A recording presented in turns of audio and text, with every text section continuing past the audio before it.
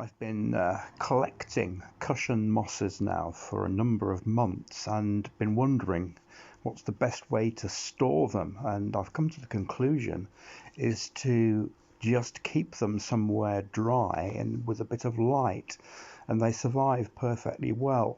There's a selection of cushion mosses here, I think probably bryums and various Syntrichias, which I've collected from walls or even just found in the street from time to time.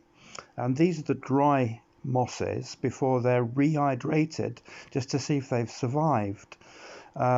That one, and here we are about 5 minutes after watering, and you can see that they've completely greened up all the mosses in this particular bowl, and they're starting to take on their living shape very quickly, and their hydrated shape.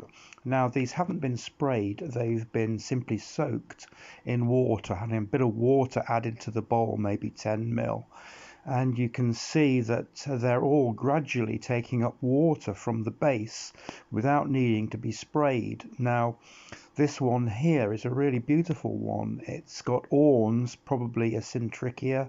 The awns on this variety are very long and they're used for taking up water, though I think in this case all the water's been taken up by the rhizoids or roots of the mosses rather than through the trichomes or awns.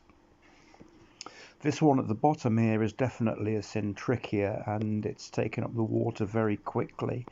It's got a typical shape for a Syntrichia moss, but the awns are somewhat shorter than the variety we looked at a minute or two ago.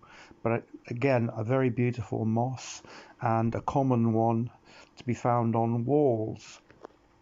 And the one above it is definitely, I think, Syntrichia ruralis. It's a bit of a larger plant, and the awns or trichomes are a bit longer on this one.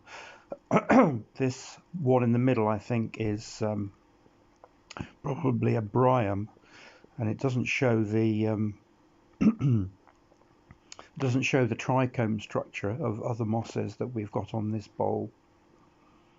This is a biocrust moss, which I've been calling Syntrichia caninervis, and this bit of biocrust I collected maybe 6 months ago at the side of the River Trent, and it's basically a moss growing in sand, pure sand, or it's collected pure sand as it's grown. And once again here I've been keeping it on a piece of paper that I can hydrate from time to time, or pour water on to keep the moss hydrated. Most mosses of this kind can survive for 20 years without any water in collections. So I think if you're thinking of forming a collection of these mosses, you don't need any special conditions at all. Maybe a small cabinet with drawers to label the species that you think you have. It's sometimes difficult to tell them apart, especially Syntrichia mosses, like this one, this Syntrichia CF caninervis. If you see bits of the moss that are going orange, it does mean that they're probably in the state of dying, like in this one here. But it doesn't matter because the mosses will regenerate when they have been hydrated. Please like and subscribe. Thanks for watching.